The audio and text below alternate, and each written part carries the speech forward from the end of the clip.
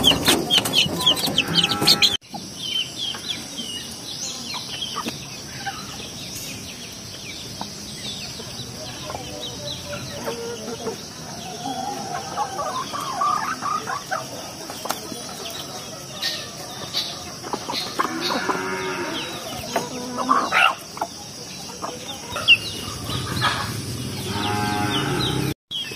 mga kabukid, sa magandang araw sa inyong lahat.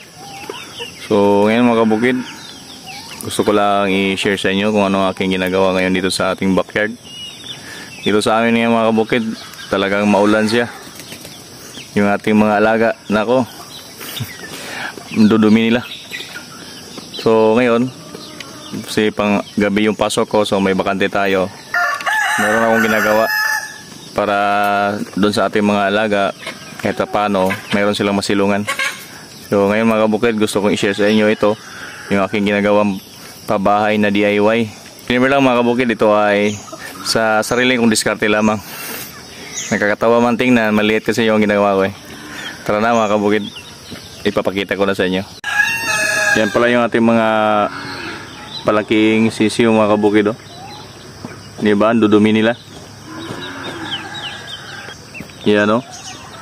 So ngayon gumawa ako ng pabahay kahit paano, di baling maliit, basta mayroon silang masilungan kapag umuulan. Yan sila, oh. So kung titingnan mo yung aming lupa dito, yung klase ng lupa dito sa amin ay kulay pula. So kapag umuulan talaga, maputik siya, dumidikit sa kanilang mga paa. Kaya yung ating mga pakainan yan, oh, ang dudumi. Ayan, oh. So kaya ngayon gumawa ako ng DIY na pabahay. Ito, hindi pa siya matapos mga kabukid. So ginawa ko pula to 2 araw na. Siguro ngayong araw na to wala naman tayong pambili pa ng yero.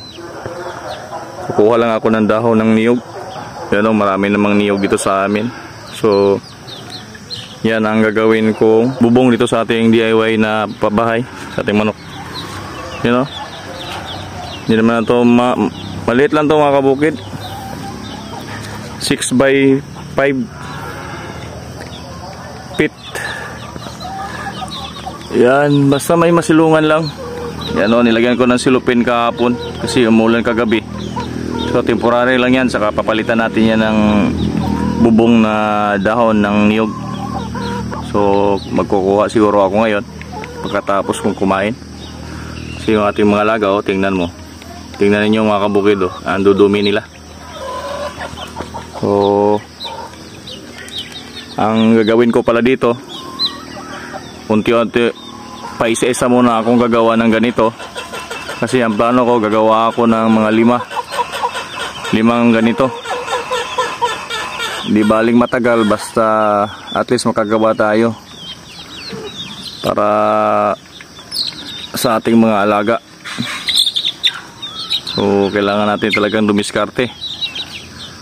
So kung titignan nyo mga kabukid, wala pa talaga tayong magandang mga materyales para sa ating mga pabahay, sa ating mga alaga. Pero patuloy pa rin tayo. Kasi baka darating din ang panahon, mayroon tayong budget.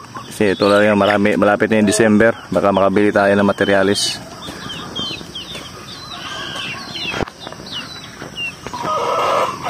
Ito pala mga kabukid, ito pala yung ating mga yung 35 na piraso ng mga sisiyo na palakihin na galing doon, oh. Pinalabas ko na sila. Ayan, oh. Kahit maulan, oh, kung titingnan nyo, parang masigla pa rin sila kahit papaano. Pero minsan talaga mayroon talagang hindi makakalampas. Yan, tulad yan, oh. Yan, oh. Kasi binubuli siya ng mga malalaki, kaya yan, nagkakaroon ng ganyan. So kailangan talaga natin gumawa ng yung may division na yung may division na range, yung hindi sila maghalo-halo. Kasi tulad dito, mayroon akong malaking ganito, boiler Hindi naman yan nanunuka, pero masyado siyang mabigat. Dinadaganan niya yung mga katulad nito na maliliit. Sa mayroon pa ako mga malalaki dito, yung mga nangingitlog na. Yun o, dumadapo. Yun o, malalaki. Yung malalaki na yan. Tinutuka nila itong mga maliliit. Ito mga ganito, yung mga palakihin natin. So paunti-unti lang hanggang sa mabuo natin lahat yung mga plano natin ito sa ating backyard. Sa totoo lang mga kabukid, sa pag-alaga ko ng mga native na chicken, marami akong natutunan na dapat nating isaalang-alang. So nagpapasalamat din ako na tulad sa akin na nagsisimula pa lamang, at least nalalaman ko na kung ano dapat ang talagang kailangan bago tayo mag-alaga ng mga tulad nito, mga manok. Unang priority natin gagawin, kasi meron tayong plano dito na magparami talaga ng husto para makaprovide tayo sa ating mga customer, kasi marami tayong bumibili dito sa amin, kaya hindi ko lang mapagbigyan kasi kulang yung supply natin. So yun lang mga kabukid, maraming salamat sa inyong lahat. Patuloy lang tayo sa ating buhay, at palagi ko kayong i-update dito mga kabukid kung anong mga kaganapan natin dito sa ating backyard. At maraming salamat na sa lahat ng mga nag-subscribe sa akin dito sa aking YouTube channel. Happy farming sa inyong lahat mga kabukid. Bye bye, see you in my next video. God bless all. Happy day.